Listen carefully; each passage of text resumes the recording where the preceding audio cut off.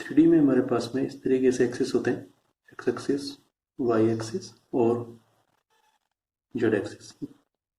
ये plus x axis है, ये प्लस वाई एक्सिस है और ये प्लस जेड एक्सिस है। ये तुम्हें एज इट इज याद रखना है। अब एक्स एक्सिस के अलोंग हमारे पास में यूनिट वेक्टर क्या था भाई, प्लस आई कैप। वाई एक्सिस के लिए जो यूनिट वेक्टर था वो क्या था, प्लस जे कैप। और जेड एक्सिस के लिए जो यूनिट वेक्टर था वो क्या था, प्लस के कैप। यूनिट वेक्टर का मतलब ये होता है कि ऐसे वेक्टर जिनकी लेंथ 1 है। ठीक है। अब इस हिसाब से आई कैप की लेंथ 1 है और ये अपना ओरिजिन है। आई कैप यहां तक होना चाहिए। इस पॉइंट के कोऑर्डिनेट्स में लिख देता हूं 1 0 0, क्योंकि ये एक्स एक्सिस पर है इसलिए। तो ये वेक्टर बनना चाहिए, वो कितना बनना चाहिए, केवल इतना, यहां से लेकर यहां तक। ये अपना आई कैप है। ठीक है। इसी तरीके से वाई एक्सिस के लिए भी, तो ये भी यूनिट वेक्टर है तो इसकी लेंथ भी 1 होनी चाहिए। तो ये यहां कहीं पर हो सकता है। वाई एक्सिस पर इस कोऑर्डिनेट की वैल्यू क्या हो सकती है, 0 1 और 0। यहां से यहां तक का इतना सा जो वेक्टर है, यहां से लेकर यहां तक, ये अपना जे कैप है। ठीक है। इसी तरह से जेड एक्सिस के लिए भी हम लोग बोल सकते हैं कि यहाँ पर कोई पॉइंट है 0 0 1। ठीक है। और यहां से लेकर यहां तक का जो वेक्टर है इतना सा, इसको हम लोग के कैप बोल सकते हैं। तो ये आई कैप है, ये जे कैप है और ये के कैप है। ये बात समझ में आई?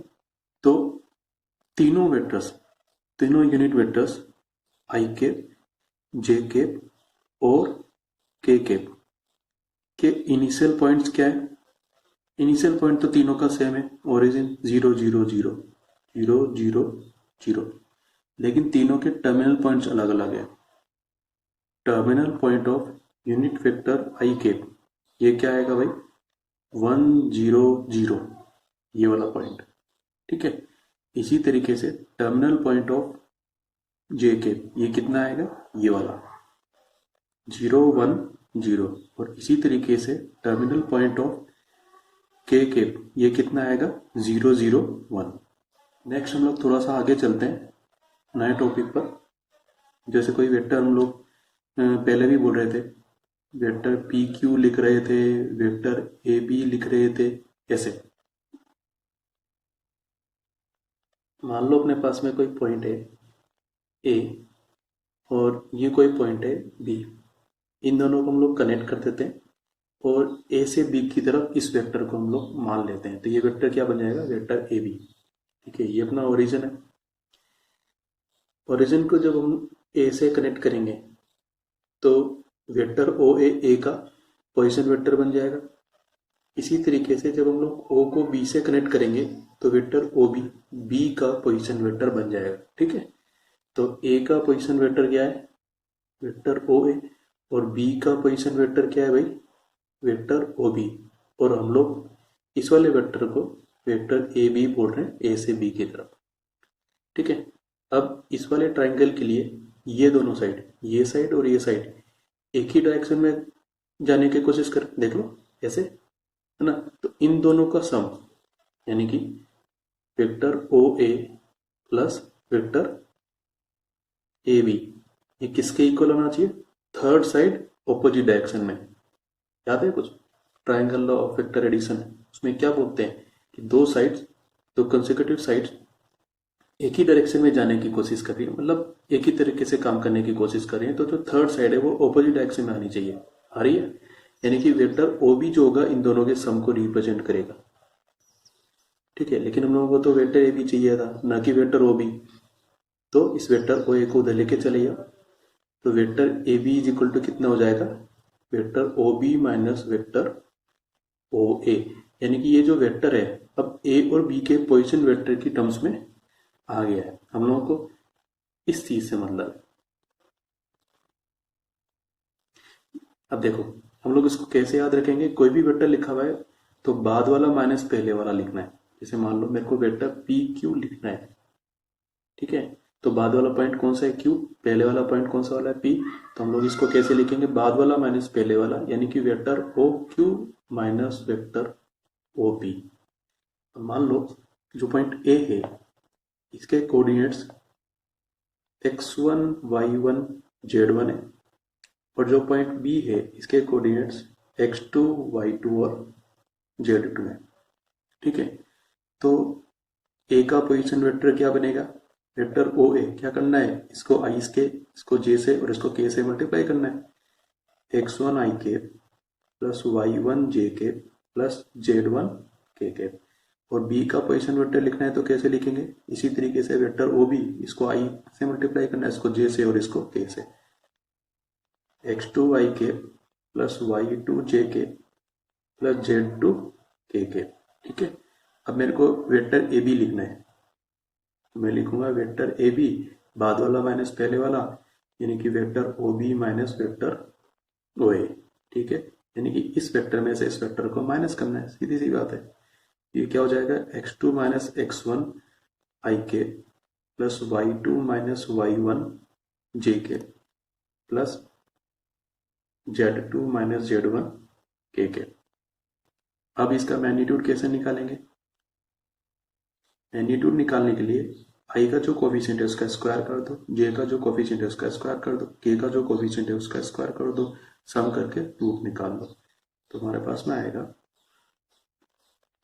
x2 minus x1 square plus y2 minus y1 square plus z2 minus z1 square और फिर उसका स्क्वायर।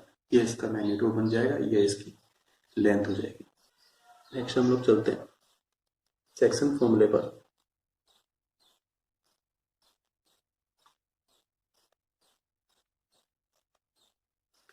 सेक्शन फॉर्मूला हम लोगों ने कोऑर्डिनेट ज्योमेट्री में पहले पढ़ रखा है, उससे मिलता जुलता ही है।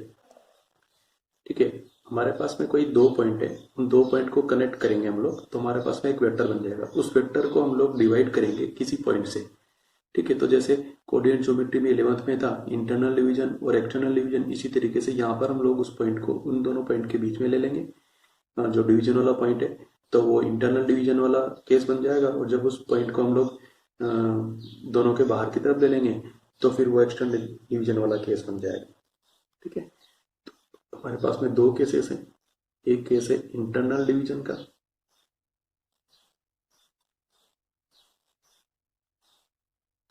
और एक केस है एक्सटर्नल डिवीजन का। इंटरनल डिवीजन का मतलब सीधा सा ये है कि अपने पास में कोई वेक्टर है ए से लेकर बी तक और वेक्टर ए बी, ये दो पॉइंट है हमारे पास में। इस वेक्टर को मैं कहीं पर कोई के बीच में कोई पॉइंट ले रहा हूँ, ठीक है, और इसको लिख रहा हूँ मैं आर से, ये इन दोनों के बीच में, और इस तरीके से है कि ये वाली जो डिस्टेंस है ये एम लेंथ की है और यहाँ से यहाँ तक की जो डिस्टेंस है वो एन लेंथ की है।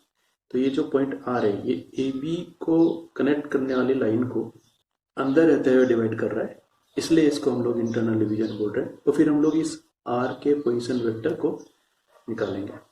एक्सटर्नल डिवीजन में क्या है भाई, एक्सटर्नल डिवीजन के अंदर मेरे पास सेम मान लो पॉइंट ए और पॉइंट बी है, इनको कनेक्ट करने वाला कोई वेक्टर है। अब मैं क्या कर रहा हूँ, आर को मेरे कन्वीनियंस के हिसाब से ए के इस तरफ भी ले सकता हूँ या फिर बी के इस तरफ भी ले सकता हूँ, तो मैं इसको भी ए के इस तरफ ले लेता हूँ, इसी लाइन पर यहाँ पर कोई पॉइंट आर है। ठीक है, इस आर की ए से अभी भी वही डिस्टेंस है एम। एम डिस्टेंस कहाँ से कहाँ तक है, आर से लेकर ए तक। ठीक है, और आर की बी से जो डिस्टेंस है वो एन है, एन पूरा यहाँ से लेकर यहाँ तक है। ठीक है, अब क्योंकि ये पॉइंट इसके बाहर है तो हम लोग इसके हिसाब से इसको एक्सटर्नल डिवीजन बोल देते हैं, और यहाँ भी हम लोग इस आर के पोजीशन वेक्टर को फाइंड आउट कर रहे होते हैं। इसके लिए हमारे पास में फॉर्मूला है। फॉर्मूला किस तरीके से, फॉर्मूला इस तरीके से कि आर का position vector vector O R is equal to m into position vector of B. M इधर वाले से मल्टीप्लाई होगा, m into position vector of B plus n इस वाले के पोजिशन वेक्टर से मल्टीप्लाई होगा, n into position vector of A divided by m plus n. ये इंटरनल डिवीजन का फॉर्मूला है। और एक्सटर्नल डिवीजन के लिए हम लोग क्या करते हैं, सेम मेथड काम में लेते हैं, सेम फॉर्मूला काम में लेते हैं, बस यहाँ पर माइनस साइन आ जाता है। अब आर का पोजीशन वेक्टर कितना होगा, m into vector O B minus n into vector O A divided by m minus n। ठीक है, हम लोग इसको कैलकुलेट कर सकते हैं। अब इंटरनल डिवीजन के अंदर ही मान लो ये वाला पॉइंट एग्जैक्टली बिल्कुल बीच में हो, तब उसको हम लोग क्या बोल देंगे, मिड पॉइंट। ठीक है, मिड पॉइंट के केस में ये लेंथ और ये लेंथ दोनों सेम होंगी। ठीक, सेम होंगी, तब मिड पॉइंट का पोजीशन वेक्टर क्या बनेगा, m को n को इन दोनों को सेम रख लेते हैं, तो हमारे पास में आएगा vector O B plus vector O A divided by 2, या फिर थोड़ा अच्छा दिखाने के लिए हम लोग इसको vector O A plus vector O B divided by 2 भी ले सकते हैं। ये फॉर्मूला भी इंपॉर्टेंट है, फॉर्मूला भी इंपॉर्टेंट है, ये फॉर्मूला भी इंपॉर्टेंट है। इंटरनल डिवीजन में हम इसी को थोड़ा जूम कर लेते हैं पिक्चर को। ये अपने पास में वेक्टर है, ये पॉइंट ए है, पॉइंट बी है, यहाँ कहीं पर हमने पॉइंट आर मान लिया है। आर की ए से जो डिस्टेंस है वो m है, और आर की बी से जो डिस्टेंस है वो n है। ठीक है, मान लेते हैं ये अपना y एक्सिस है, ये अपना x एक्सिस है, ये ओरिजिन हो गया। O को A से कनेक्ट कर देते हैं, फिर हम लोग O को B से भी कनेक्ट कर देते हैं, फिर हम लोग O को R से भी कनेक्ट कर देते हैं। ठीक है, ये इनकी डायरेक्शंस होंगी। A के पोजीशन वेक्टर की डायरेक्शन ये, R के पोजीशन वेक्टर की डायरेक्शन ये, और B के पोजीशन वेक्टर की डायरेक्शन ये। अब हम लोग को ये पता है ये जो डिस्टेंस है A से लेकर R तक और फिर R से लेकर B तक, इनका रेशो कितना है, m/n। तो हम लोग को ये दे रखा है कि vector A R divided by vector R B is equal to कितना है, m डिवाइडेड बाई n। इस वाले ट्राइंगल के अंदर, इस वाले ट्राइंगल में देखो, पहले वाला ट्राइंगल, कौन सा ट्राइंगल, ये वाला, इसमें ओरिजिन है, ए है, आर है, इस तरह से डायरेक्शन है। तो इस वाले ट्राइंगल के लिए ये दोनों साइड्स एक ही तरफ जाने का कोशिश कर रही हैं, तो ये ऑपोजिट डायरेक्शन में आएगा, और इसके लिए हम लोग लिखेंगे vector O R is equal to vector O A plus vector A R. ठीक है, तो वेक्टर ए आर कितना आ रहा है, वही बाद वाला माइनस पहले वाला, बात समझ में। ठीक है, इसी तरीके से इस वाला ट्राइंगल के लिए ओ आर बी,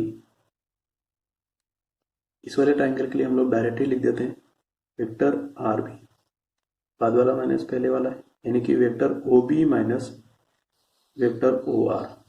इन दोनों को उठा के इस इक्वेशन में पुट कर देते हैं, कितना आएगा, vector O R minus vector O A divided by vector O B minus vector O R is equal to m divided by n। Cross multiply करो, कितना बनेगा, n इधर चला जाएगा, n into vector O R minus n into vector O A is equal to m into vector O B minus m into vector O R. हम लोगों को तो ओ आर निकालना है, तो ये ओ आर वाला हम लोग उधर लेके चले आते हैं और इधर से ओ ए को इधर ले आते हैं, तो हमारे पास में आएगा n into vector O R plus m into vector O R, ये तो पहले से इधर था, m into vector O B इधर आएगा तो प्लस हो जाएगा n into vector O A. इन दोनों में से हम लोग वेक्टर ओ आर को कॉमन ले सकते हैं, तो हमारे पास vector O R multiplied by कितना आएगा, m प्लस n। ये जैसा है यहाँ पे कुछ नहीं कर सकते, ये हो जाएगा m into vector O B plus n into vector O A. Cross multiply करके नीचे ले आओ, तो वेक्टर ओ आर कितना आएगा भाई, m into vector O B plus n into vector O A divided by m plus n। इस फॉर्मूले को हम लोग को याद रखना है। जैसे ये किया था वैसे ही हम लोग एक्सटर्नल डिवीजन के लिए भी कर सकते हैं।